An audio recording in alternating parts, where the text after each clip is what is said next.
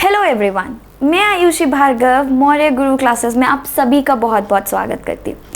जैसे कि पिछली क्लासेस में हमने बात करी थी डेवलपमेंट क्या है, ग्रोथ क्या है, उनके बीच के डिफरेंसेस की, प्रिंसिपल सिद्धांत क्या है विकास के, उसके अलावा हमने प्रकार जो टाइप्स हैं डेवलपमेंट के उनके बारे में भी बात करी थी और कौन से एज ग्रुप में क्या क्या कैरेक्टरिस्टिक्स होती हैं, क्या क्या फीचर्स होते हैं, हमने उस बारे में भी बात करी थी। आज हम उन्हीं से रिलेटेड बहुत ही इंपॉर्टेंट क्वेश्चंस जो आपके प्रीवियस ईयर पेपर्स में भी आ गए हैं और इम्पॉर्टेंट भी हैं एग्जाम पर्सपेक्टिव से, आज हम उनके बारे में डिस्कशन करेंगे। तो क्वेश्चंस को डिस्कस करते करते हम इसके बारे में भी जो प्रिंसिपल्स जो टॉपिक्स उससे रिलेटेड होगा वो भी डिस्कस करेंगे आपकी बेटर अंडरस्टैंडिंग के लिए। तो चलिए शुरुआत करते हैं हमारे पहले क्वेश्चन से। जो पहला क्वेश्चन है वो क्या कह रहा है, आइए पढ़ते हैं। फर्स्ट क्वेश्चन कह रहा है Which one of the following is best suited for emotional development? यानी संवेगात्मक विकास के लिए सर्वाधिक उपयुक्त कौन सा है इनमें से बच्चों के लिए, हम वो वाला आंसर ढूंढेंगे। No involvement of the teachers as it is the task of the parents. अध्यापकों की कोई भी सहभागिता नहीं क्योंकि ये माता पिता का कार्य है, पहला ऑप्शन। दूसरा ऑप्शन कह रहा है कंट्रोल्ड क्लासरूम एनवायरनमेंट, यानी कक्ष का नियंत्रित परिवेश होना चाहिए। तीसरा अथॉरिटेरियन क्लासरूम एनवायरनमेंट, यानी कक्ष का अधिकारवादी परिवेश। फोर्थ ऑप्शन कह रहा है आपका डेमोक्रेटिक क्लासरूम एनवायरनमेंट, यानी कक्ष का प्रजातांत्रिक परिवेश। अब इसमें से क्या सही है हम उसके बारे में बात करेंगे और वो क्यों ऑप्शन सही है उसके बारे में बात करेंगे। साथ ही साथ में आप कमेंट्स बॉक्स में इन सब के आंसर बताते जाइएगा ताकि हम लोग देखते रहें, ठीक है। Which one of the following is best suited, emotional development of children के लिए सबसे ज्यादा कौन सा है। नो इन्वॉल्वमेंट ऑफ टीचर्स का आपको पता है बहुत ही मेजर रोल होता है, तो ये ऑप्शन तो है ही नहीं। कंट्रोल क्लासरूम एनवायरनमेंट, अगर क्लासरूम एनवायरनमेंट ही कंट्रोल्ड रहेगा तो बच्चा आगे सीखेगा कैसे, बच्चे के मन में अगर कोई सवाल है तो वो पूछेगा कैसे। तो ये तो बिल्कुल भी नहीं हो सकता कि कंट्रोल्ड क्लासरूम एनवायरनमेंट। अथॉरिटेरियन यानी अधिकारवादी परिवेश, यानी अथॉरिटेरियन क्लासरूम, अगर ऐसा एनवायरनमेंट रहेगा कि सिर्फ टीचर की अथॉरिटी है, बच्चा कुछ बोल भी नहीं सकता या बच्चे के मन में कोई सवाल है तो वो पूछ भी नहीं सकता, तो उस वाली जो क्लासरूम एनवायरनमेंट है वो भी बच्चे के इमोशनल डेवलपमेंट के लिए सेफ नहीं है, क्योंकि अगर बच्चा कोई इमोशन फील कर रहा है, उसकी तबीयत ठीक नहीं है या कोई और बात है, तो वो भी ऐसा एनवायरनमेंट भी क्लासरूम के लिए ठीक नहीं है जहाँ पे सिर्फ अथॉरिटी फिगर की बात सुन रही है, दूसरे का जो पर्सपेक्टिव है वो काउंट नहीं हो रहा है। डेमोक्रेटिक क्लासरूम एनवायरनमेंट यानी प्रजातांत्रिक परिवेश, ये है इसका राइट आंसर। क्यों? क्योंकि डेमोक्रेसी में क्या है, दोनों को बोलने का हक है, बच्चा भी अपने सवाल रख सकता है, टीचर भी उन सवालों का जवाब दे सकती है और टीचर भी सवाल पूछ सकती है और बच्चा भी जवाब दे सकता है। So it's like two way communication होगा। कैसा कम्युनिकेशन होगा? टू वे कम्युनिकेशन होगा, यानी एक सुन भी रहा है एक बोल रहा है। तो ये वाला इमोशनल डेवलपमेंट ऑफ चिल्ड्रन के लिए सबसे बेस्ट है, ठीक है, जहां पे दोनों की सुनी जा रही है, बच्चे की भी सुनी जा रही है और टीचर की भी सुनी जा रही है। तो वो वाला जो टू वे कम्युनिकेशन है वो सबसे बेस्ट कहलाएगा, ठीक है। नेक्स्ट क्वेश्चन की तरफ हम चलेंगे, उससे पहले कक्ष का प्रजातांत्रिक परिवेश इसका सही आंसर होगा, ठीक है। आगे चलते हैं, देखते हैं नेक्स्ट क्वेश्चन क्या है। इस क्वेश्चन में किसी को कोई दिक्कत? ठीक है। नेक्स्ट क्वेश्चन कह रहा है, देखते हैं। नेक्स्ट क्वेश्चन बोल रहा है which of the following statements is most appropriate, यानी किशोरों के संदर्भ में निम्नलिखित में से कौन सा कथन सर्वाधिक उचित है, सबसे ज्यादा अप्रोप्रिएट है, किसके रेफरेंस में? एडोलेसेंस के रेफरेंस में। तो हमें ये बताना है इन चारों ऑप्शंस में से सबसे ज्यादा कौन सा ऑप्शन सबसे अप्रोप्रिएट है एडोलेसेंस के रेफरेंस में, ठीक है। फर्स्ट क्वेश्चन की बात करते हैं। फर्स्ट क्वेश्चन कह रहा है increase in the incidences of emotional upheavals, यानी संवेगात्मक प्रोत्थान की घटना बढ़ जाती है, ठीक है। सेकंड कह रहा है केयर फ्री नेचर, मतलब स्टडीज के प्रति केयर फ्री नेचर है कि ठीक है पढ़ा तो पढ़ा, नहीं पढ़ा तो नहीं पढ़ा, तो वो वाला नेचर है, ठीक है। थर्ड क्वेश्चन कह रहा है जो थिंकिंग है वो स्टार्ट रिफ्लेक्टिंग होती है कॉन्क्रीट एक्शन में। कॉन्क्रीट एक्शन मतलब जो एक्शंस दिखाई देते हैं, ऐसे एक्शन जिसमें इमेजिनेशन की जरूरत नहीं है, मतलब जो एक्शंस कॉन्क्रीट मतलब जो चीजें हमें दिखाई दे रही है, जो चीजों का कोई आकार है, जो चीजों का कोई फिगर है, वो हो जाएंगे हमारी कॉन्क्रीट एक्शंस, यानी चिंतन का मूर्त क्रियाओं में प्रदर्शित होना, ठीक है। फोर्थ कह रहा है abrupt increase in the intelligent question, यानी एकदम से बुद्धि में आकस्मिक विकास हो जाना, एकदम से आपका आईक्यू बढ़ गया, ठीक है। तो क्या ये एडोलेसेंस में होता है कि एकदम से आपका आईक्यू बढ़ गया? नहीं, तो यानी ये नहीं है। Thinking starts reflecting in concrete actions, concrete action में तो थिंकिंग पहले ही स्टार्ट हो जाती है। हमने पढ़ा था, कौन कौन से लेवल्स पढ़े थे हमने? सबसे पहले पढ़ा था इन्फेंसी, इन्फेंसी के बाद हमने देखा था अर्ली चाइल्डहुड,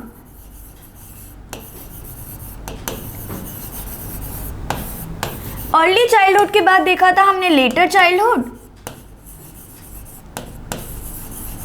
तो जो है लेटर चाइल्डहुड में ही हमने देख लिया था कि कॉन्क्रीट एक्शंस आपका स्टार्ट हो जाता है, ठीक है, यानी आप कॉन्क्रीट टर्म्स में सोचने लगते हैं। तो वो वाली चीज एडोलेसेंस में तो नहीं होगी, तो मतलब thinking starts reflecting in concrete actions भी नहीं है। केयरफ्री नेचर टुवर्ड्स स्टडीज, अब इस टाइम पे तो बच्चे सबसे ज़्यादा अपने करियर के बारे में सोचते हैं, they want to be something, सबसे ज़्यादा डे ड्रीमिंग होती है। जब हमने कैरेक्टरिस्टिक्स की बात करी थी तो हमने बात करी थी कि बच्चे डे ड्रीमिंग करते हैं, अपने करियर के बारे में सोचते हैं। तो carefree nature towards studies तो इसमें नहीं है। Increase in the incidence of emotional upheavals, यानी संवेगात्मक प्रोत्थान की घटना बढ़ जाती। यस, ये है इसका राइट आंसर। कैसे? अब आपने देखा था एडोलेसेंस में बहुत सारे बायोलॉजिकल, केमिकल और फिजिकल चेंजेस होते हैं बॉडी में, प्लस साइकोलॉजिकल और फिजियोलॉजिकल चेंजेस भी होते हैं। अब इसमें क्या होता है, जब एंडोक्राइन ग्लैंड से हार्मोन्स रिलीज हो रहे हैं तो हार्मोनल इन्फ्लुएंस भी इस एज में बहुत ज़्यादा होता है, और उस हार्मोनल इन्फ्लुएंस, हार्मोनल के चेंजेस की वजह से इमोशनल अपहीवल्स भी बहुत ज़्यादा होते हैं। इमोशंस का बहुत बड़ा मेजर रोल होता है इस वाली एज में, यानी एडोलेसेंस एज में। तो वो क्या हो गया, संवेगात्मक प्रोत्थान की घटना बढ़ जाती है कौन सी एज में? एडोलेसेंस में। तो आपको ये क्वेश्चन आए तो आपको increase in the incidence of emotional upheavals इसका आंसर होगा, ठीक है। चलिए नेक्स्ट क्वेश्चन पे चलते हैं। नेक्स्ट क्वेश्चन क्या कह रहा है वो देख लेते हैं। नेक्स्ट क्वेश्चन है which one of these is a principle of child development, इनमें से कौन सा प्रिंसिपल है चाइल्ड डेवलपमेंट। अब आपको ये बात का बहुत ध्यान रखना है, कई बार क्वेश्चन में होता है which one of these is not a principle, तो आपको इस चीज का बहुत ध्यान रखना है कि नॉट है या नहीं क्वेश्चन में। कोई जल्दबाजी मत कीजिएगा क्वेश्चन अटेम्प्ट करने में, क्योंकि नॉट से अगर आपने आंसर कर दिया तो वो आंसर गलत हो जाएगा। तो आपको ये ध्यान रखना है कि क्वेश्चन में नॉट पूछा है या सिर्फ ये पूछा है कि इनमें से कौन सा बाल विकास का एक सिद्धांत है या सिद्धांत नहीं है। तो इन दो चीजों का आपको बहुत ही खास करके ख्याल रखना है क्वेश्चन अटेम्प्ट करते हुए। पहला क्वेश्चन, जब हम तीसरा क्वेश्चन बात करें उसमें है पहला option, development occurs due to interaction between maturation and experience, यानी विकास परिपक्वन तथा अनुभव के बीच की वजह से घटित होता है। अब मैच्योरेशन और एक्सपीरियंस दोनों बहुत इंपॉर्टेंट हैं, ठीक है भाई। Experience is the sole determinant of development, ठीक है, यानी अनुभव विकास का एकमात्र निर्धारक है, ठीक है। तीसरा ऑप्शन कह रहा है development is determined by reinforcement and punishment, विकास प्रबलन तथा दंड के द्वारा सुनिश्चित किया जाता है।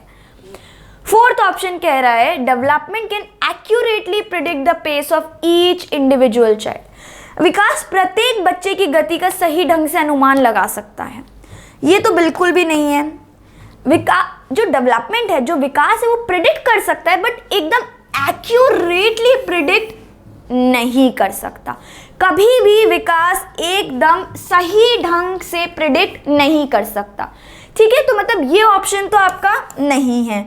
ठीक है, अब नेक्स्ट ऑप्शन की तरफ चलते हैं। Determined by reinforcement and punishment, यानी प्रबलन तथा दंड के द्वारा निश्चित किया जाता है। ये तो बिल्कुल भी सही बात नहीं है।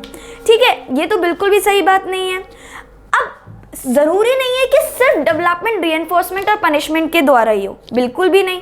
तो यानी ये ऑप्शन भी नहीं है।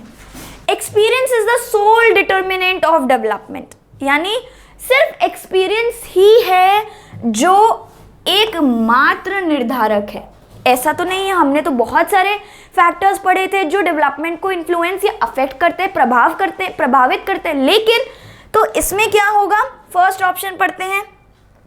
फर्स्ट ऑप्शन कह रहा है development occurs due to interaction between maturation and experience. सही बात है, हमने बात करी थी मैच्योरेशन की, जिसमें हमने पढ़ा था ग्रोथ कहाँ पे आके स्टॉप होती है, जब एक इंडिविजुअल में मैच्योरिटी आ जाती है।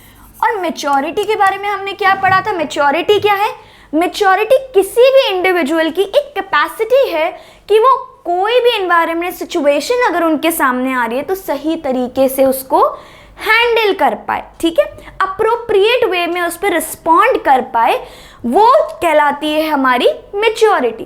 तो डेवलपमेंट इंटरैक्शन है, यानी मैच्योरिटी और जो किसी इंडिविजुअल का एक्सपीरियंस है, उन दोनों का अफेक्ट पड़ता है किस पे, डेवलपमेंट पे।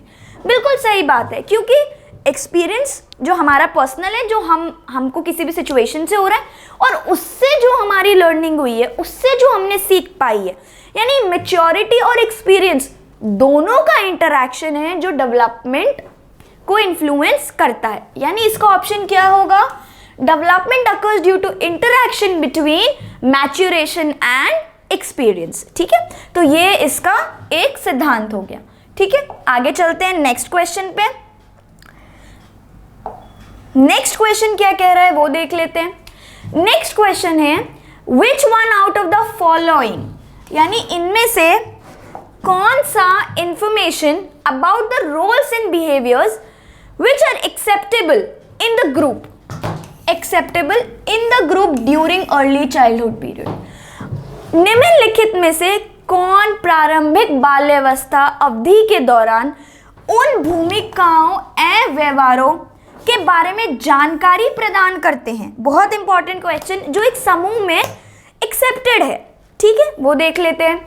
ऐसे कौन से आपका करेक्ट आंसर होगा जो आपको अर्ली चाइल्डहुड पीरियड के टाइम पे बहुत ही जो रोल्स और बिहेवियर्स एक्सेप्टेड हैं उनके बारे में जानकारी देते हैं। यानी अर्ली चाइल्डहुड, यानी आपका पीरियड हो गया 3 to 6 ईयर्स के अराउंड। अर्ली चाइल्डहुड हमने इन्फेंसी की बात करी थी जो कि 0 to 2 ईयर्स में होती है। फिर उसके बाद हमने अर्ली चाइल्डहुड की बात करी थी जो कि 3 to 6 या 7 ईयर्स में होती है। 7 या 6 ईयर्स to 11 हमने पढ़ा था लेटर चाइल्डहुड स्टार्ट हो जाता है, और फिर 12 to 18 हमारा स्टार्ट हो जाता है अडोलेसेंस। तो इसमें अर्ली चाइल्डहुड पीरियड पूछा है। अर्ली चाइल्डहुड पीरियड कौन सा हुआ हमारा, ये वाला कौन सा हुआ, 3 to 6, 7 ईयर्स वाला हुआ। कौन सा पीरियड हुआ, 3 to 6, 7, यानी 3 to 6 ईयर्स वाला जो पीरियड हुआ अर्ली चाइल्डहुड का, उसमें कौन से ऐसे लोग हैं जो रोल्स और बिहेवियर जो कि एक्सेप्टेड हैं वो बताते हैं। देख लेते हैं। सिबलिंग्स एंड टीचर्स, क्या सिबलिंग्स एंड टीचर्स उसका आंसर है? ठीक है, सिबलिंग्स एंड टीचर्स मतलब भाई बहन एवं अध्यापक। ठीक है, फिर पेरेंट्स एंड सिबलिंग्स यानी माता पिता और भाई बहन दोनों। पियर्स एंड पेरेंट्स यानी दोस्त आपके जो साथ में रहते हैं और माता पिता। टीचर्स एंड पियर्स यानी आपके जो अध्यापक या अध्यापिका हैं या फिर आपके जो दोस्त हैं, मतलब वो दोनों करते हैं, या फिर आपके पेरेंट्स और आपके दोस्त करते हैं, या फिर आपके पेरेंट्स और सिबलिंग्स यानी आपके जो सगे भाई बहन हैं। सिबलिंग्स एंड टीचर्स यानी आपके सगे भाई बहन और आपके टीचर्स। तो इनमें से टीचर्स और पियर्स, टीचर्स बिल्कुल हमें अप्रोप्रिएट रोल बताती है क्या एक्सेप्टेड है और क्या नहीं। ठीक है, लेकिन क्या दोस्त उस एज में यानी अर्ली चाइल्डहुड में यानी 3 से 6 साल की उम्र में क्या पियर्स सही गाइड कर पाएंगे, यानी दोस्त बता पाएंगे कि क्या सही अप्रोप्रिएट बिहेवियर है और क्या नहीं? नहीं। तो यानी टीचर्स और पियर्स नहीं हैं, अध्यापक एवं साथी नहीं हैं। सेकेंड ऑप्शन कह रहा है पियर्स एंड पेरेंट्स, यानी दोस्त और आपके माता पिता। दोस्त जैसे कि अभी हमने बात करी उस एज में बहुत ही छोटे होते हैं, तो वो कैसे बता पाएंगे, यानी दोस्त भी नहीं है। पेरेंट्स बिल्कुल सही है, लेकिन दोस्त नहीं, यानी ये ऑप्शन भी नहीं है। सिबलिंग्स एंड टीचर्स, यानी भाई बहन और टीचर्स। सिबलिंग्स हो सकता है और भाई बहन और टीचर्स भी हो सकता है, लेकिन उस टाइम पे आपने 3 से 6 साल में स्कूल जाना शुरू ही किया होता है, ठीक है, तो टीचर्स का भी बहुत रोल होता है। लेकिन पेरेंट्स और सिबलिंग बोलते हैं ना, स्कूल बाद में होता है, लेकिन parents are the first teachers of the student, या फिर home is the first school of a child, ठीक है, यानी जो घर है वो बच्चे का पहला स्कूल है और जो माता पिता हैं वो उसके पहले शिक्षक है सबसे पहले। तो जो इसका सही आंसर होगा वो होगा पेरेंट्स एंड सिबलिंग्स, यानी उसको रोल्स और बिहेवियर जो कि एक्सेप्टेड है सोसाइटी में वो कौन बताएगा, अर्ली चाइल्डहुड पीरियड में, यानी 3 से 6 साल में कौन बताएगा, वो है पेरेंट्स एंड सिबलिंग्स, यानी माता पिता एवं भाई बहन बताएंगे, ठीक है। तो इसका आंसर क्या होगा, इसका आंसर होगा माता पिता एवं भाई बहन, ठीक है। टीचर्स भी इंपॉर्टेंट है, लेकिन सबसे सही कॉम्बिनेशन हमें बताना है, तो पेरेंट्स का तो बहुत इंपॉर्टेंट रोल है, क्योंकि पेरेंट्स फर्स्ट टीचर्स होते हैं of the child and home is the first school of the child, ठीक है। तो सबसे इंपॉर्टेंट कौन से, वो टीचर्स डेफिनेटली, अध्यापक और अध्यापिका का भी बहुत बड़ा रोल होता है, लेकिन सबसे इंपॉर्टेंट अगर हम बात करें तो पेरेंट्स और सिबलिंग्स। तो इसका सही आंसर होगा पेरेंट्स और सिबलिंग्स। चलिए आगे चलते हैं नेक्स्ट क्वेश्चन की तरफ। नेक्स्ट क्वेश्चन है 5वां, which one of the following statements best sums up the relationship between the development. Relationship कौन सबसे बेहतर बता रहा है डेवलपमेंट और लर्निंग का इन सारे स्टेटमेंट से, यानी कौन सा कथन विकास और अधिगम के बीच संबंध को सर्वश्रेष्ठ रूप से जोड़ता है, सबसे बेस्ट डिस्क्राइब कर रहा है इन चारों में से रिलेशनशिप जो डेवलपमेंट और लर्निंग का है, ठीक है। जब हमने प्रिंसिपल्स पढ़े थे तो हमने ये भी पढ़ा था कि लर्निंग बहुत इंपॉर्टेंट है और डेवलपमेंट और लर्निंग आपस में एक दूसरे से जुड़े हुए हैं और एक दूसरे का इन्फ्लुएंस करते हैं, ठीक है।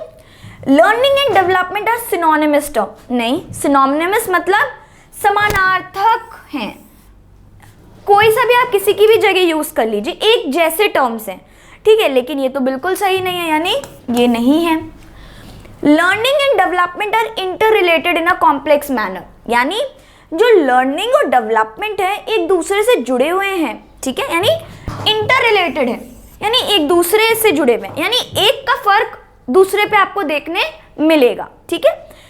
Development is independent of learning, development और लर्निंग का आपस में कोई रिश्ता नहीं है, मतलब डेवलपमेंट एक दूसरे से लर्निंग से रिलेटेड नहीं है, ठीक है।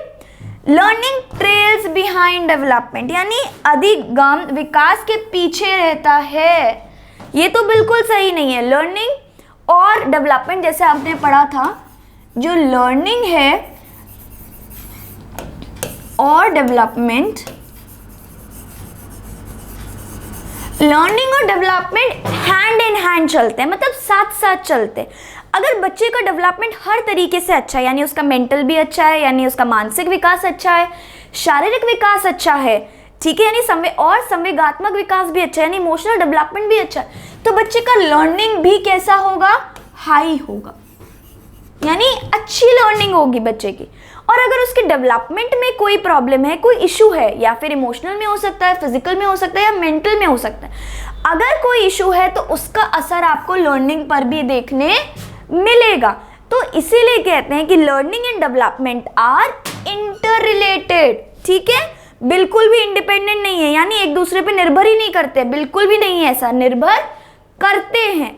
तो इसका कौन सा आंसर ठीक होगा, learning and development are interrelated, यानी अधिगम और विकास एक जटिल तरीके से अंतः संबंधित है, ठीक है। तो इसका सही आंसर होगा B.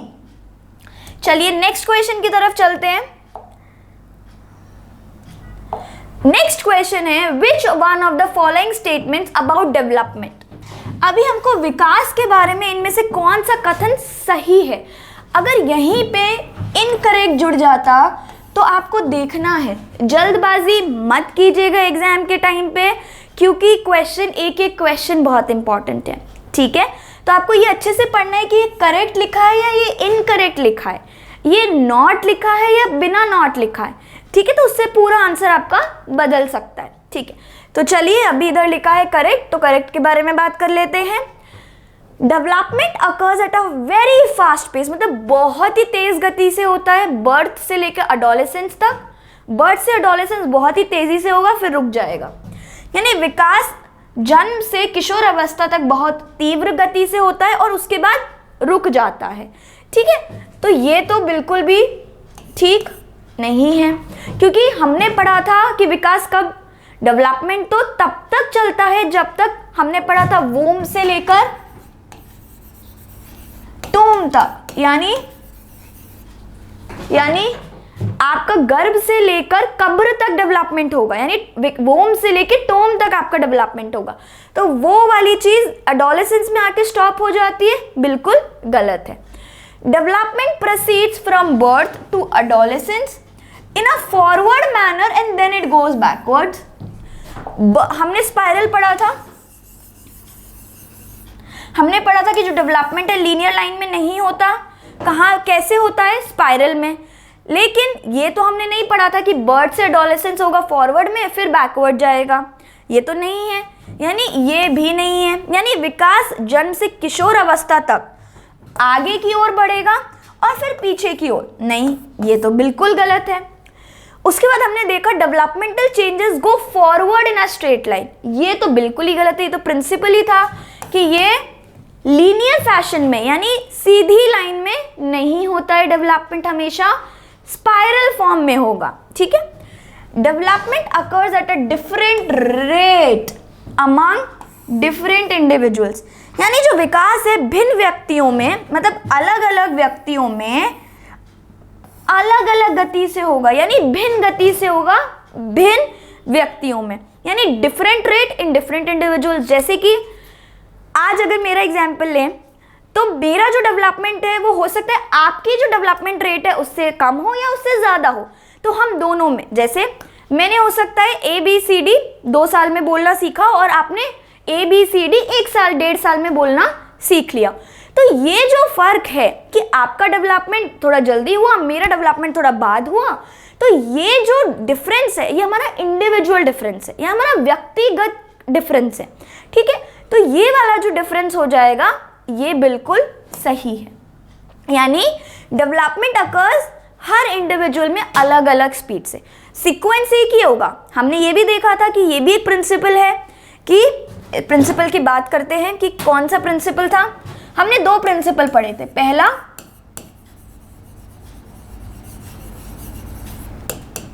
Principle of individual differences, फिर दूसरा हमने पढ़ा था जो डेवलपमेंट है प्रिंसिपल ऑफ सीक्वेंस। जो डेवलपमेंट होगा वो हमेशा सीक्वेंस में होगा या फिर एक ऑर्डरली मैनर में होगा, ठीक है। यानी जो डिफरेंस, जो डेवलपमेंट है उसके 2 प्रिंसिपल हमने पढ़े थे, पहला प्रिंसिपल ऑफ इंडिविजुअल डिफरेंसेस, ठीक है। सेकंड था डेवलपमेंट जो होगा वो सीक्वेंस या ऑर्डर में होगा। अगर किसी में कोई डेवलपमेंट डिफरेंट रेट से भी हो रहा है लेकिन ऑर्डर वही होगा, पहले मैं भी सर्कल ही बनाना सीखूंगी उसके बाद स्क्वायर बनाना सीखूंगी, ठीक है। ऑर्डर वही होगा लेकिन हो सकता है सर्कल आपने बनाना सीखा हो 2 साल में और मैंने सीखा हो 2.5 साल में, हो सकता है स्क्वायर आपने सीखा हो 2 साल में और मैंने सीखा हो 2.5 साल में। तो डिफरेंट रेट हो सकती है लेकिन ऑर्डर सेम ही होगा, कि बच्चा पहले ABCD सीखेगा फिर ही सेंटेंस बोलना सीखेगा। ऐसा कभी नहीं होगा कि सेंटेंस पहले बोलेगा फिर ABCD, ऐसा कभी नहीं होगा।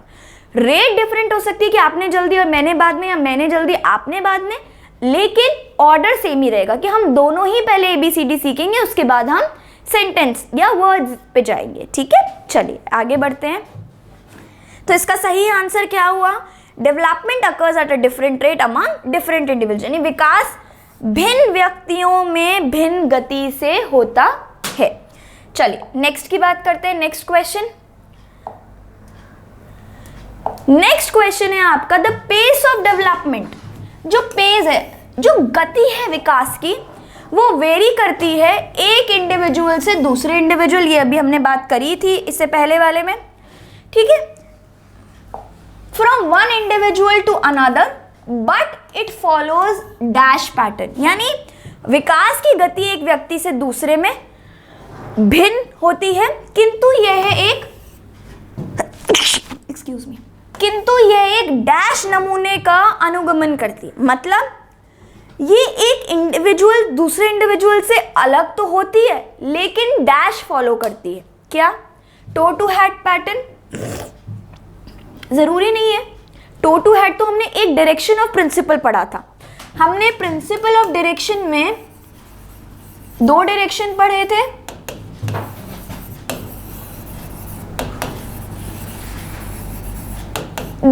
हमने पढ़े थे। पहला पढ़ा था सिफेलोकॉर्डल और दूसरा पढ़ा था प्रॉक्सिमोडिस्टल, ठीक है। तो इसमें टो टू हेड जरूरी नहीं है, एडी से चोटी तक अ हैफिज़ार्ड मैनर, यानी अव्यवस्थित तरीके से डेवलपमेंट होगा। अनप्रिडिक्टेबल, यानी हम प्रिडिक्ट नहीं कर पाएंगे उस तरीके से पैटर्न होता है। अ सिक्वेंशियल एंड ऑर्डरली, यानी क्रमबद्ध और व्यवस्थित तरीके से डेवलपमेंट होगा। तो क्या है इनमें से होगा it follows a sequential and an orderly manner, यानी क्रमबद्ध और व्यवस्थित तरीके से फॉलो होगा पैटर्न। अलग अलग रेट से होगा लेकिन एक सिक्वेंशियल और एक ऑर्डरली तरीके से होगा। यही हमने पहली स्लाइड में बात करी थी, ठीक है। तो इसका आंसर होगा सिक्वेंशियल एंड ऑर्डरली, यानी क्रमबद्ध और व्यवस्थित तरीके से ये चलेगा। नेक्स्ट क्वेश्चन पे चलते हैं। नेक्स्ट क्वेश्चन है which one of the following statements about, किसके बारे में? सिद्धांतों के बारे में, यानी प्रिंसिपल्स के बारे में। किसके प्रिंसिपल्स? विकास या फिर डेवलपमेंट के प्रिंसिपल्स के बारे में इनकरेक्ट है। इनकरेक्ट लिखा है यहाँ पे, यानी कौन सा कथन गलत है, ठीक है। सिद्धांतों के बारे में, विकास के सिद्धांतों के बारे में कौन सा गलत है? Development depends on maturation and learning, सही है। डेवलपमेंट आपकी मैच्योरेशन और लर्निंग पे भी डिपेंड करता है, ठीक है। विकास परिपक्वन और अधिगम पर आधारित होता है, सही बात है, यानी ये गलत आंसर इसका नहीं है। Development takes place due to constant interaction between heredity and environment. ये वाला प्रिंसिपल भी हमने एक पढ़ा था कि डेवलपमेंट क्या है? प्रोडक्ट है किसका? हेरिडिटी और एनवायरनमेंट का, यानी नेचर और नर्चर का दोनों का कॉम्बिनेशन है। क्या? डेवलपमेंट, यानी विकास जो है वो नेचर और नर्चर यानी हेरिडिटी और आपका एनवायरनमेंट दोनों पर डिपेंड करेगा, ठीक है। तो ये भी बिल्कुल सही है। इनकरेक्ट पूछा है, यानी ये दोनों सही है। अब हम बात करते हैं थर्ड पॉइंट की। थर्ड पॉइंट कह रहा है every child goes through stages of development yet there are wide individual differences. ये हम पिछले 2 क्वेश्चनों से देखते आ रहे हैं कि सब लोग स्टेजेस ऑफ डेवलपमेंट के लिए तो जाते हैं लेकिन सब में इंडिविजुअल डिफरेंसेस होते हैं। मतलब कोई पहले चला जाएगा, कोई बाद में जाएगा, कोई चलना शुरू कर देता है 1 साल में, कोई चलना शुरू करता है 1.5 साल में। तो चलते तो सभी पहले हैं, ठीक है। दौड़ने से पहले सब चलना ही सीखते हैं, है ना। लेकिन कोई 1 साल में सीख रहा है और कोई 1.5 साल में। तो स्टेजेस ऑफ डेवलपमेंट के थ्रू तो जा रहा है लेकिन अपने इंडिविजुअल डिफरेंसेस, यानी विकास के व्यक्तिगत भिन्नताएं बहुत होंगी, इंडिविजुअल डिफरेंसेस बहुत होंगे, ठीक है। Development is a quantitative process which can be measured precisely. हमने जब बात करी थी तो हमने ये बहुत अच्छे से देखा था कि ग्रोथ को हम मेजर कर सकते हैं। ये हमने जब डिफरेंसेस देखे थे तो हमने बात करी थी, ठीक है। तो इसका मतलब है ग्रोथ, हमने जब बात करी थी तो हमने बोला था ग्रोथ को हम मेजर कर सकते हैं। लेकिन यहाँ पे क्या पूछा? यहाँ पे पूछा डेवलपमेंट, यानी विकास के बारे में बात हो रही है, वृद्धि के बारे में नहीं। अगर ये सवाल वृद्धि के बारे में होता तो हम कह सकते थे कि वृद्धि को हम इजीली मेजर कर सकते हैं, लेकिन ये सवाल है विकास के बारे में, ठीक है। तो विकास जो हमने पढ़ा था डेवलपमेंट सिर्फ क्वांटिटेटिव प्रोसेस नहीं है, क्वांटिटेटिव और क्वालिटेटिव दोनों हैं। क्वांटिटेटिव और क्वालिटेटिव।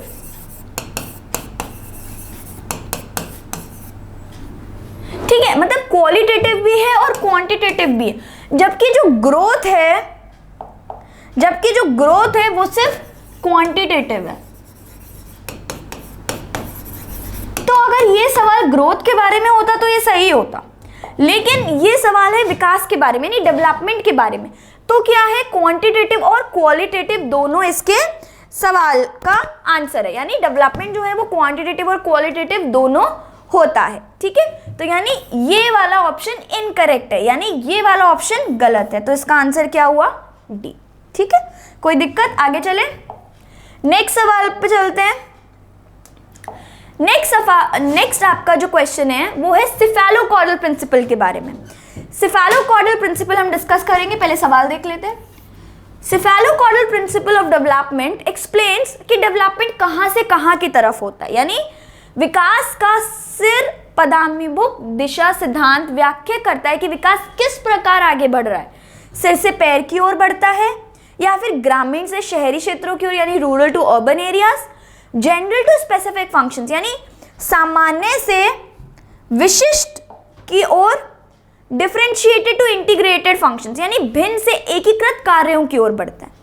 अब हमने जब दो प्रिंसिपल्स ऑफ डायरेक्शन की बात करी थी तो हमने पढ़ा था उसमें सिफेलोकॉर्डल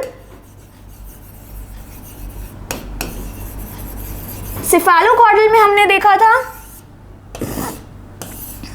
ये, तो यहां पे सिफेलोकॉर्डल में डायरेक्शन क्या थी, ये थी डेवलपमेंट की, यानी बच्चे के सिर से, यानी हेड टू टो डेवलपमेंट था, यानी बच्चे के सिर से पैर की ओर डेवलपमेंट हो रहा था, हेड टू टो डेवलपमेंट था। लॉन्गिट्यूडनल हमने बात करी थी कि उसमें कैसा डेवलपमेंट होता है, लॉन्गिट्यूडनल डेवलपमेंट था। कैसा डेवलपमेंट था, लॉन्गिट्यूडनल डेवलपमेंट था। ठीक है, तो कैसा डेवलपमेंट था, लॉन्गिट्यूडनल डेवलपमेंट था, सर से पैर की ओर था। ठीक है, यानी हेड टू टो डेवलपमेंट था। ठीक है, तो इसमें क्या क्या ऑप्शन दिए हुए एक बार हम ये देख लेते हैं। Development explains head to toe, यानी सर से पैर की ओर, तो रूरल टू अर्बन एरियाज तो है ही नहीं। जनरल टू स्पेसिफिक फंक्शन अलग प्रिंसिपल था, तो वो भी नहीं है। भिन्न से एकीकृत कार्यों की, यानी डिफरेंशिएटेड टू इंटीग्रेटेड, ये भी नहीं। कौन सा सही है, हेड टू टो होता है सिफेलोकॉर्डल में। और सिफेलोकॉर्डल क्या है, एक सिद्धांत है जो दिशा बताता है, प्रिंसिपल है, यानी डेवलपमेंट की डायरेक्शन बताने का एक प्रिंसिपल है। ठीक है, चलिए आगे बढ़ते हैं नेक्स्ट क्वेश्चन की तरफ। नेक्स्ट क्वेश्चन कह रहा है which one of the following is correct about development, यानी इनमें से कौन सा सही है विकास के बारे में, यानी कौन सा विकास के लिए निम्नलिखित में से कौन सा उचित है। देख लेते हैं। Development begins and ends at birth, बिल्कुल गलत है। विकास जन्म के साथ प्रारंभ होता है और समाप्त होता है, बिल्कुल नहीं, गलत। Social cultural context plays an important role, सामाजिक और सांस्कृतिक संदर्भ विकास में एक महत्वपूर्ण भूमिका निभाते हैं। सही है। कैसे, हमने जब फैक्टर्स पढ़े थे अफेक्टिंग डेवलपमेंट, तो हमने पढ़े थे इंटरनल और एक्सटर्नल फैक्टर्स, यानी आंतरिक और बाहरी पहलू पढ़े थे जो फैक्टर्स को, जो डेवलपमेंट को अफेक्ट कर रहे हैं। तो उसमें हमने ये भी देखा था कि सोशल और कल्चरल का भी बहुत एक बड़ा रोल था, यानी सामाजिक और सांस्कृतिक दोनों का एक बहुत बड़ा रोल था। ठीक है, तो यानी सोशल कल्चरल कॉन्टेक्स्ट इसका सही आंसर है। डेवलपमेंट इज यूनिडायमेंशनल, ये भी गलत है, क्योंकि डेवलपमेंट एक मल्टी डायमेंशनल है। यूनिडायमेंशनल मतलब एक ही डायमेंशन में हो रहा है, और मल्टी डायमेंशनल मतलब फिजिकल भी हो रहा है आपका, यानी शारीरिक भी हो रहा है, मेंटल यानी मानसिक भी हो रहा है, इसके अलावा आपका इमोशनल हो रहा है, मेंटल हो रहा है, और भी बहुत सारे, यानी कॉग्निटिव भी हो रहा है, सोशल भी हो रहा है, तो यानी मल्टी डायमेंशनल है, बहुत सारे डायमेंशंस में हो रहा है, तो ये भी गलत है। डेवलपमेंट इज डिस्क्रीट यानी विकास पृथक होता है, ये भी गलत है। ठीक है, तो कौन सा सही है? ये वाला, यानी सामाजिक और सांस्कृतिक, सोशल और cultural roles play a very important role. ठीक है, तो ये वाला आपका ऑप्शन सही है। चलिए नेक्स्ट क्वेश्चन की तरफ बढ़ते हैं। नेक्स्ट क्वेश्चन आपका कह रहा है प्ले हैज यानी खेल कूद significant role in development of young children. खेल कूद का छोटे बच्चों के विकास में बहुत बड़ा रोल है, बहुत बड़ा है, हम सब जानते हैं, हमने पढ़ा था। किसके अलावा, इस एक चीज के अलावा, इन चारों में से इस एक ऑप्शन के अलावा बाकी सब रोल प्ले का दिखा रहे हैं, यानी डैश के अलावा निम्नलिखित कारणों से खेल युवा बच्चों के विकास में एक महत्वपूर्ण भूमिका निभाता है। यानी इनमें से एक ऐसा है जो महत्वपूर्ण भूमिका नहीं निभाता है, बाकी सारे महत्वपूर्ण भूमिका निभा रहे हैं। तो देखते हैं वो कौन है। इट स्टिमुलेट्स देयर सेंसेस यानी उनकी इंद्रियों को उत्तेजित करता है। डेफिनेटली जब हम कोई भी बाहर खेलने कूदने जाते हैं तो हमारे जो सेंसेस है उनकी रिसेप्टिविटी बढ़ती है, हम चारों तरफ देखते भी हैं, सुनते भी हैं, महसूस भी करते हैं, तो हमारे सेंसेस को स्टिमुलेट करता है, यानी ये बिल्कुल सही है। ठीक है, it is just a pleasant way to spend time यानी ये केवल समय बिताने का एक सुखद तरीका है कि ठीक है टाइम पास करना है, टाइम वेस्ट करना है तो चलो चल खेल कूद लेते हैं, नहीं। They acquire new skills and learn when to use them. वो सीखते हैं, एक कौशल हासिल करते हैं और फिर उसका कैसे उपयोग किया जाए वो देखते हैं। तो ये भी बिल्कुल सही है कि वो खेल के द्वारा कोऑपरेट करना सीख रहे हैं, पेशेंस सीख रहे हैं, पहले आपकी बारी फिर मेरी बारी, ये सीख रहे हैं, टर्न टेकिंग सीख रहे हैं, तो बहुत सारी चीज़ें सीख रहे हैं और उसको फिर अपनी बाकी ज़िंदगी में भी उपयोग करते हैं। वे अपने शरीर पर निपुणता प्राप्त करते हैं, दे gain mastery over their body. Definitely उन्हें पता चलता है कि मैं ऐसे भागूंगा तो मैं तेज़ भाग रहा हूँ, या मैं पैदल चल रहा हूँ, या मैं क्या, मतलब अपनी बॉडी का बैलेंस और कोऑर्डिनेशन करना वो जान जाते हैं। ठीक है, तो इसमें से कौन सा नहीं है? ये वाला। इसका आंसर क्या होगा? नॉट एक्सेप्ट, इन सब में से अलावा, यानी it is just a pleasant way. तो बाकी सब तो बहुत इंपॉर्टेंट रोल प्ले कर रहे हैं प्ले में, खेल कूद में, बस एक यही है जो नहीं कर रहा है, यानी यह केवल समय बिताने का एक सुखद तरीका है। तो ये क्या हुआ इसका सही आंसर। चलिए नेक्स्ट क्वेश्चन की तरफ बढ़ते हैं। नेक्स्ट क्वेश्चन क्या कह रहा है वो देख लेते हैं, आइए। चलिए, match the following principles of development with their correct descriptions. अब यहाँ पर आपको प्रिंसिपल दिया है और यहाँ पे उनका डिस्क्रिप्शन दिया है, तो आपको सही मैच करना है। ठीक है, पहला है प्रॉक्सिमो डिस्टल ट्रेंड। ठीक है, प्रॉक्सिमो डिस्टल ट्रेंड क्या है वो देख लेते हैं। प्रॉक्सिमो डिस्टल ट्रेंड कह रहा है, क्या कह रहा है देख लेते हैं।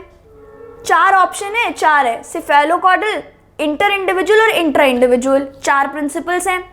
Description, different children develop at different rate, सही है। हेड टू टो सीक्वेंस, बिल्कुल सही है।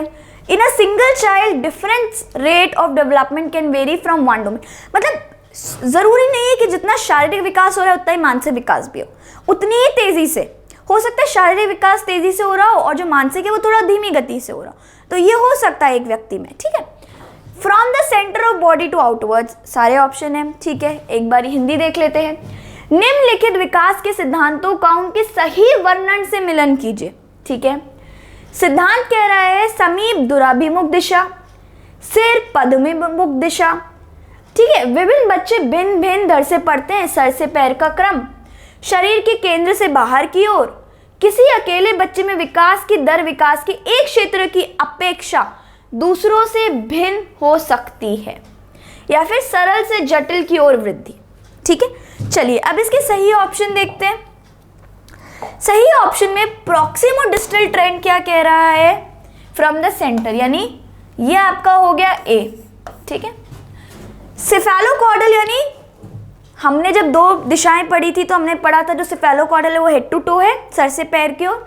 जो प्रॉक्सिमो डिस्टल है वो भी हमने देखा था कि वो कहाँ जा रहा है, सेंटर से, यानी दिल और स्पाइनल कॉर्ड की ओर जा रहा है, बाहर की ओर, यानी हमारे हाथ की ओर। ठीक है, यानी हमने देखा था कि वो ऐसे बाहर जा रहा है। ठीक है, यानी हार्ट और स्पाइनल कॉर्ड से बाहर की ओर जा रहा है। ठीक है। फिर आता है इंटर इंडिविजुअल, ठीक है। इंटर इंडिविजुअल क्या कह रहा है वो देख लेते हैं। इंटर इंडिविजुअल है यानी different children develop at different, यानी आपस में बच्चों में। इंट्रा इंडिविजुअल यानी खुद के अंदर, यानी एक इंडिविजुअल के अंदर। तो in a single child difference rate of development can vary from one domain of development to the other, यानी ये हो जाएगा आपका सेफेलोकॉर्डल, यानी ये आपका बी हो जाएगा, ठीक है। एक बार हम इसको मैच कर लेते हैं, ये बी हो गया। इंटर इंडिविजुअल यानी डिफरेंट चिल्ड्रन, ये हो गया। इंट्रा इंडिविजुअल यानी ये। तो इसका कौन सा आंसर सही है? ए का फोर्थ यानी ये सही है, ठीक है। तो मतलब बी का सेकेंड यानी ये सही है, सी का यानी फर्स्ट और डी का यानी थर्ड। तो इसमें आप डी पे ऑप्शन पे टिक करेंगे, ठीक है। इंटर इंडिविजुअल मतलब अलग अलग इंडिविजुअल्स, इंट्रा मतलब खुद के अंदर यानी एक इंडिविजुअल के अंदर, ठीक है। तो इंटर और इंट्रा में कंफ्यूज मत होइएगा। नेक्स्ट क्वेश्चन पे चलते हैं। नेक्स्ट क्वेश्चन आपका कह रहा है there are individual variations in the rate of motor development yet the sequence of motor development is from, वही हमने बात करी थी कि वेरिएशन हो सकता है रेट ऑफ डेवलपमेंट में, यानी विकास की दर में इंडिविजुअल डिफरेंसेस हो सकते हैं, लेकिन जो सीक्वेंस है मोटर डेवलपमेंट का वो कहां से कहां होगा देख लेते हैं। विकास का क्रम कहां से कहां की तरफ होगा। अब हमने पहले पढ़ा था फिजिकल डेवलपमेंट,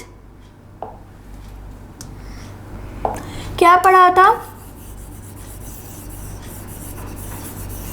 फिजिकल, ठीक है। फिजिकल में हमने पढ़ा था आता है मोटर डेवलपमेंट, ठीक है। मोटर में हमने पढ़े थे दो तरीके के, कौन कौन से? मोटर में हमने पढ़ा था ग्रॉस मोटर और फाइन मोटर, ठीक है। और जब हमने ग्रॉस मोटर और फाइन मोटर पढ़ा था तो हमने ये भी पढ़ा था कि जो ग्रॉस मोटर है वो क्या होता है? Usage of large muscles in our body, जितनी भी हमारी बड़ी मांसपेशियां हैं उनका इस्तेमाल, वो आएगा हमारा ग्रॉस मोटर में। फाइन मोटर में हमने पढ़ा था हमारे हाथ में जितनी भी छोटी मसल्स हैं जो भी फाइन वर्क करने में काम आती हैं, वो होगी हमारी फाइन मोटर स्किल्स, ठीक है। जैसे हमने ग्रॉस मोटर का एग्जाम्पल देखा था, कूदना, चलना, बैठना, ठीक है। और फाइन मोटर के एग्जाम्पल्स हमने देखे थे चित्र बनाना, लिखना, या फिर लॉक को मतलब जैसे लॉक करना, चाबी लगाना, या फिर चार्जर के सॉकेट में आपका चार्जर कनेक्ट करना। तो ये सब किसके एग्जाम्पल हैं? फाइन मोटर के। तो अब इसमें ये पूछ रहा है कि जो मोटर डेवलपमेंट है वो कहाँ से कहाँ होता है, और हमने बात करी थी कि वो हमेशा ग्रॉस से फाइन की तरफ जाएगा, है ना। तो इसमें कहाँ से कहाँ होगा? प्रॉक्सिमोडिस्टल टू सेफेलोकॉर्डल नहीं, सेफेलोकॉर्डल तो प्रॉक्सिमोडिस्टल तो ये तो ऑप्शन में ही नहीं है, मोटर डेवलपमेंट का है ही नहीं है पार्ट। फाइन मोटर डेवलपमेंट से ग्रॉस मोटर की तरफ या फिर ग्रॉस से फाइन की तरफ, तो इसका आंसर होगा ग्रॉस, यानी स्थूल चालक विकास से सूक्ष्म चालक विकास की तरफ वो होगा, ठीक है। यानी ग्रॉस मोटर से फाइन मोटर डेवलपमेंट की तरफ वो जाएगा, ना कि फाइन मोटर से, ना कि सूक्ष्म चालक विकास से स्थूल विकास की तरफ आएगा। ये बिल्कुल गलत है, ठीक है। नेक्स्ट ऑप्शन की तरफ बढ़ते हैं। नेक्स्ट क्वेश्चन देखते हैं। नेक्स्ट क्वेश्चन है the development from central part of the body, यानी सेंटर पार्ट यानी मध्य से टुवर्ड्स पेरिफेरीज और एक्सट्रीमिटीज डिनोट्स द, यानी केंद्रित से बाहर की ओर जो डेवलपमेंट हो रहा है उसे हम क्या कहेंगे? अभी अभी हमने पढ़ा है, चलिए एक बार देखते हैं। जब हम प्रिंसिपल ऑफ डायरेक्शन की बात कर रहे थे तो उसमें हमने दो पढ़े थे। पहला था आपका सेफेलोकॉर्डल,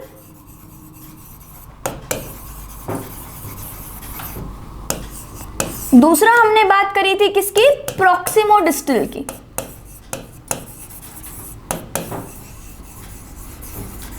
अब हमने ये पढ़ा था कि जो ये सेफेलोकॉर्डल है, सेफेलोकॉर्डल में कहाँ होता है? हेड टू टो, यानी सिर से पैर की तरफ। तो प्रॉक्सिमोडिस्टल में हमने क्या पढ़ा था? जो प्रॉक्सिमोडिस्टल है वो होता है आपका सेंटर से आउटवर्ड्स,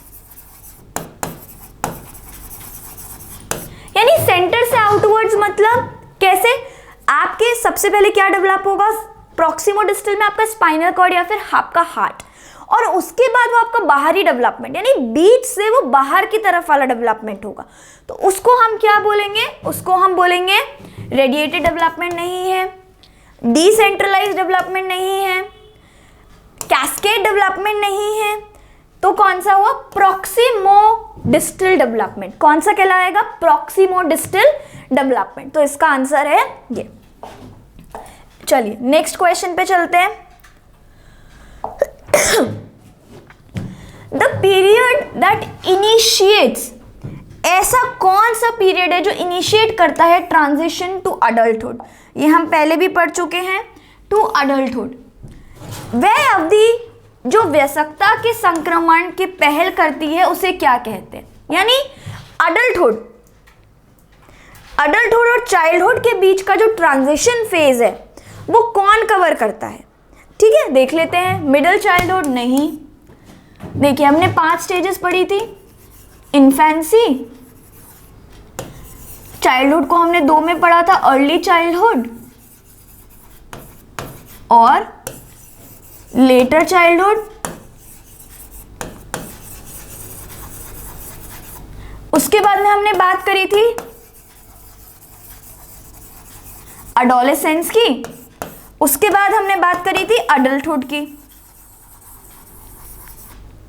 ठीक है, तो ये जो चाइल्डहुड वाला फेज है, यानी ये जो चाइल्डहुड वाला फेज है और ये जो अडल्टहुड वाला फेज है, इसके बीच का जो ट्रांजिशन है, जो अडल्टहुड का ट्रांजिशन हो रहा है चाइल्डहुड से अडल्टहुड में, वो कौन बीच में उसको ब्रिज कर रहा है, तो वो होगा, कौन सा आ रहा है बीच में, adolescence.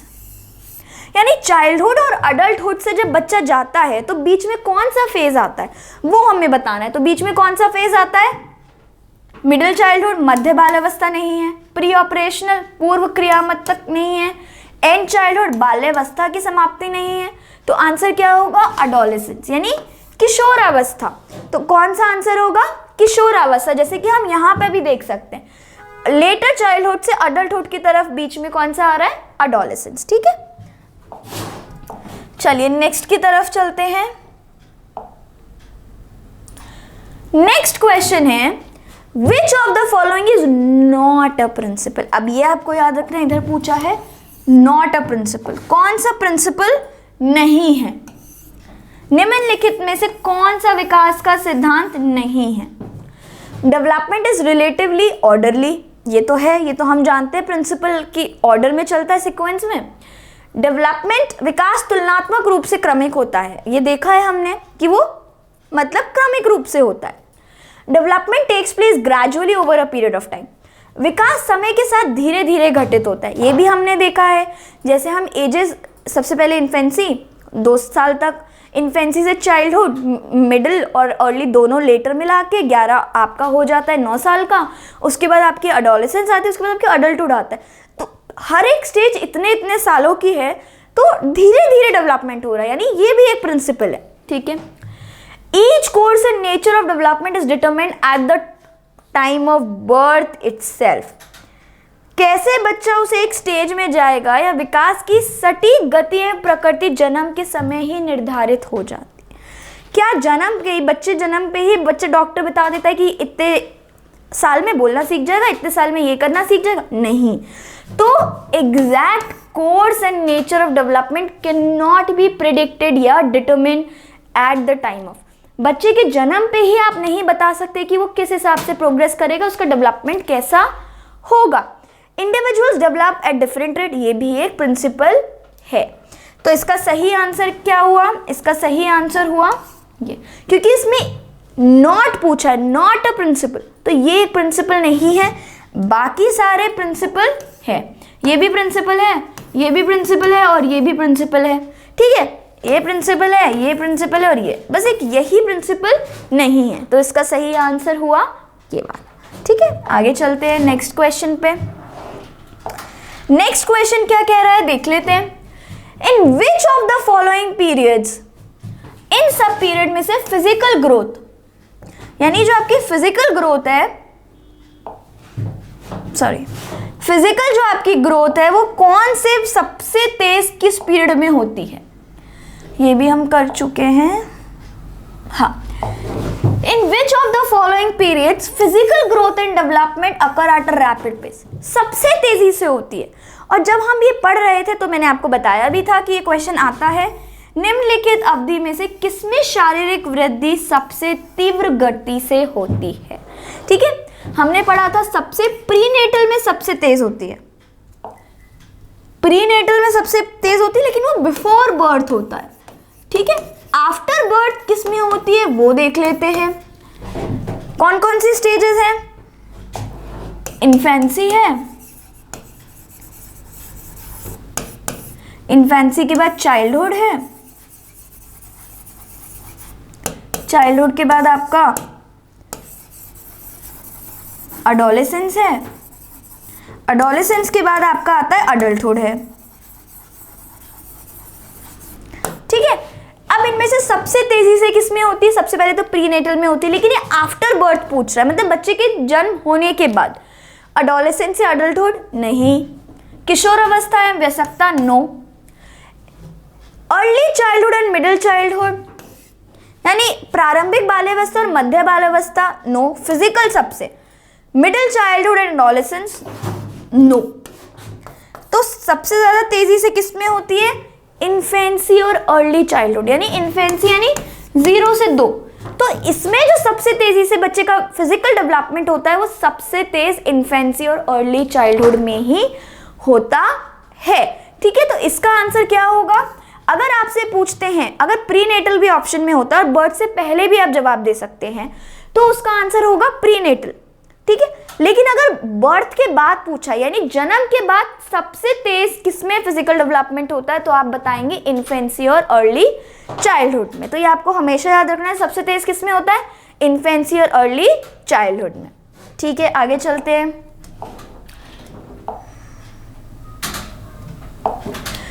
Which of the following statements, कौन से स्टेटमेंट डिनोट करते हैं relationship between development and learning correctly? Development और लर्निंग के बीच में कौन से स्टेटमेंट सबसे अच्छा रिलेशनशिप डिपेंड करते हैं? ऐसा क्वेश्चन हम पहले भी देख चुके हैं। Learning takes place irrespective of development, ये सारे क्वेश्चंस आपके आए हुए हैं। अधिगम विकास का ध्यान किए बिना घटित होता है, बिल्कुल गलत। लर्निंग और डेवलपमेंट मैंने बताया था हैंड इन हैंड चलेंगे, साथ ही में चलते हैं दोनों। Rate of learning far exceeds the rate of development, यानी अधिगम की दर विकास की दर से काफी अधिक होती है, ये भी नहीं है, गलत। Development and learning are interrelated and interdependent, विकास एवं अधिगम अंतः निर्भर होते हैं, बिल्कुल सही है। कौन सा ऑप्शन बिल्कुल सही है? ये वाला ऑप्शन आपका बिल्कुल सही है। इसमें क्या हो रहा है? डेवलपमेंट और लर्निंग आपस में क्या होते हैं? इंटर रिलेटेड होते हैं, इंटरकनेक्टेड, दोनों का आपस में फर्क पड़ता है। डेवलपमेंट तभी अच्छे से होगा जब लर्निंग अच्छे से हो पाएगी, और लर्निंग तभी अच्छे से हो पाएगी जब डेवलपमेंट अच्छे से हो पाएगा। ठीक है, तो यानी डेवलपमेंट और learning are interrelated and interdependent. विकास एवं अधिगम संबंधित नहीं है, कोई रिलेशन ही नहीं है, ये तो बिल्कुल ही गलत है। तो कौन सा ऑप्शन सही हुआ? ये वाला। ठीक है, चलिए आगे बढ़ते हैं नेक्स्ट क्वेश्चन की तरफ।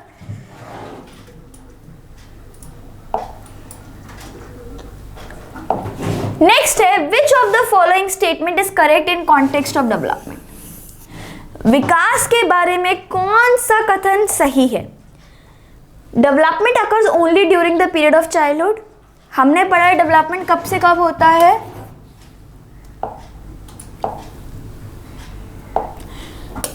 वोम से टोम, यानी गर्भ से कर्भ तक। डेवलपमेंट इज मल्टी डायमेंशनल, ये भी सही है कि विकास बहुआयामी होता है, यानी मल्टी डायमेंशनल होता है, और during the period of childhood ही नहीं। Development has the same rate of growth across cultures, correct पूछा है, यानी सारी रेट ऑफ ग्रोथ कल्चर के सब में सेम ही रहती है।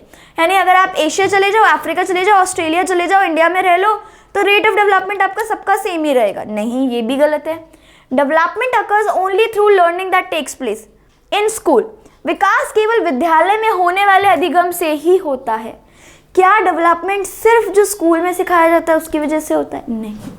तो डेवलपमेंट मल्टी डायमेंशनल होता है। कैसे मल्टी डायमेंशनल होता है? क्योंकि फिजिकल डेवलपमेंट हमने देखा था, हमने इमोशनल डेवलपमेंट देखा था, हमने मेंटल डेवलपमेंट देखा था, हमने सोशल डेवलपमेंट देखा, हमने मॉरल डेवलपमेंट देखा, हमने लैंग्वेज डेवलपमेंट देखा। तो हमने इतने सारे तरीके के विकास से डेवलपमेंट देखे, तो इसीलिए हमने उसको क्या बोला है कि जो डेवलपमेंट है वो मल्टी डायमेंशनल है, यानी मल्टी डायमेंशनल, बहुत सारे डायमेंशंस में डेवलपमेंट हो रहा है, बहुत सारे डायमेंशंस में विकास हो रहा है। तो इसको हम बोलेंगे डेवलपमेंट इज मल्टी डायमेंशनल, यानी करेक्ट कौन सा है, ये वाला। ठीक है, आगे बढ़ते हैं नेक्स्ट क्वेश्चन पर। नेक्स्ट क्वेश्चन है sequence of development among children from birth to adolescence. मतलब बच्चों में जो सीक्वेंस होता है डेवलपमेंट का, वो बर्थ से एडोलेसेंस में कैसे रहता है वो देखते हैं। जन्म से किशोर अवस्था तक बच्चों में विकास क्रम कौन से क्रम में होता है? सबसे पहले कॉन्क्रीट, एब्स्ट्रैक्ट और सेंसरी, यानी मूर्त, अमूर्त और संवेदिक। एब्स्ट्रैक्ट, कॉन्क्रीट, सेंसरी, यानी अमूर्त, मूर्त, संवेदिक। सेंसरी, कॉन्क्रीट, एब्स्ट्रैक्ट, यानी संवेदिक, मूर्त और अमूर्त। फोर्थ, एब्स्ट्रैक्ट, सेंसरी और कॉन्क्रीट, यानी अमूर्त, सांवेदिक और मूर्त। एब्स्ट्रैक्ट क्या होता है? जो हम देख नहीं सकते, जिसको हम सिर्फ इमेजिन कर सकते हैं कि ठीक है ये एग्जिस्ट करता होगा, लेकिन हमारे सामने हम उसे छू नहीं सकते या देख नहीं सकते। ठीक है, सेंसरी यानी जो हमारी सेंसेस से इंफॉर्मेशन जा रही। कॉन्क्रीट यानी जिसको हम देख सकते हैं, ऑब्जेक्ट्स जिसको हम छू सकते हैं। तो सबसे पहले हमने देखा था सेंसरी इन्फेंसी में ही आपका स्टार्ट हो जाता है, इन्फेंसी वाली स्टेज में। कॉन्क्रीट आपका लेटर चाइल्डहुड तक आ जाता है कि आप पहचान जाते हो। एब्स्ट्रैक्ट जो आता है वो आपका एडोलेसेंस वाली एज में आता है। ठीक है, तो सबसे पहले हमारी कौन सी एज होती है? इन्फेंसी।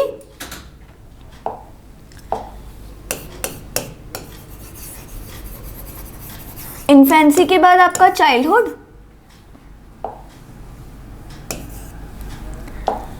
का अर्ली चाइल्डहुड,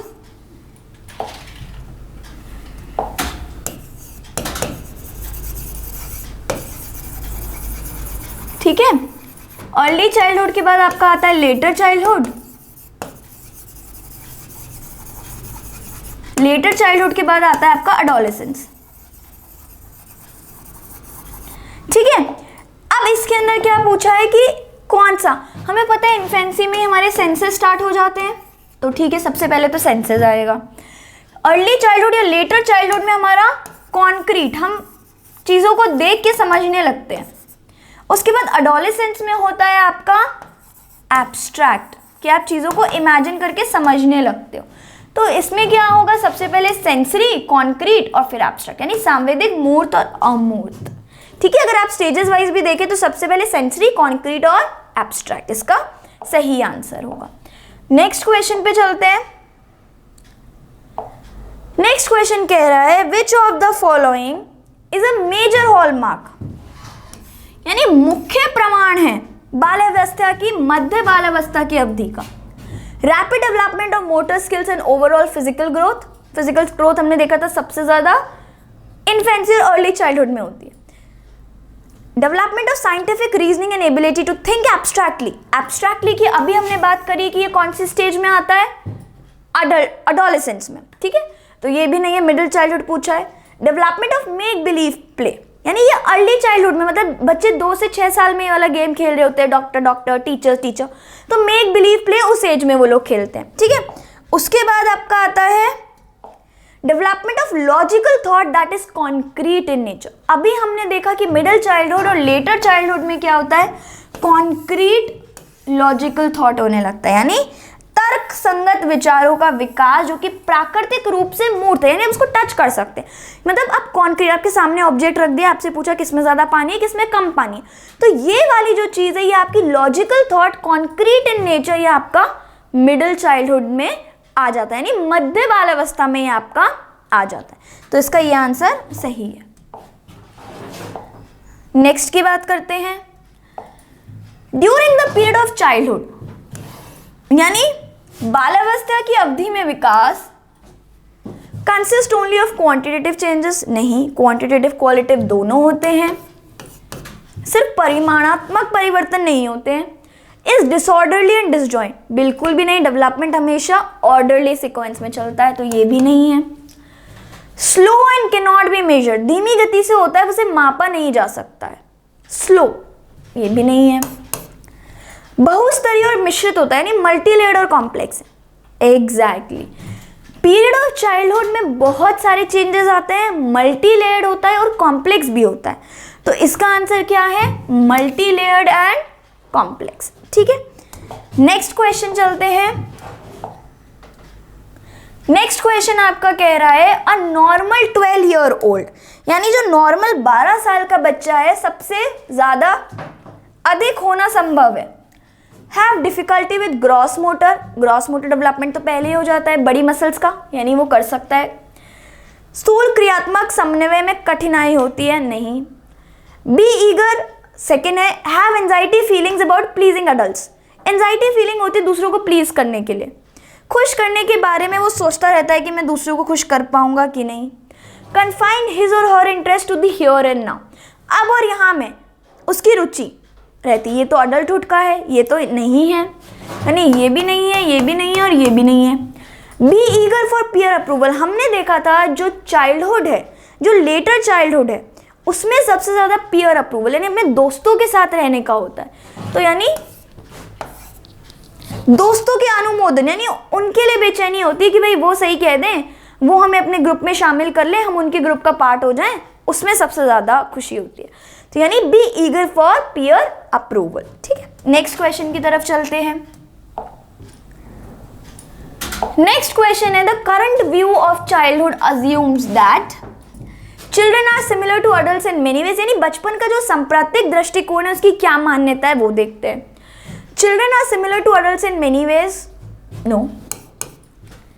बहुत तरीके से बच्चे बड़े लोगों के बराबर होते हैं। Children are best treated as young adults, no. बच्चों की युवा प्राप्त वयस्कों के रूप में अच्छा माना जाता है, नहीं। Childhood basically waiting period, waiting period बिल्कुल भी नहीं। Childhood is a unique period of growth and change, बचपन वृद्धि है परिवर्तन का एक अनूठी अवधि है, बिल्कुल सही। बेस्ट डिस्क्राइब कर रहा है इसको, ये अज्यूम करता है कि जो करंट व्यू ऑफ चाइल्डहुड का वो यूनिक पीरियड है, मतलब उसमें बहुत सारे चेंजेस होते हैं और बहुत सारी वृद्धि, ग्रोथ और चेंजेस, क्योंकि ग्रोथ हो रही है तो चेंजेस भी आएंगे, तो यानी एक यूनिक पीरियड है। तो यानी इसका आंसर होगा ये। चलिए आगे बढ़ते हैं नेक्स्ट क्वेश्चन की तरफ।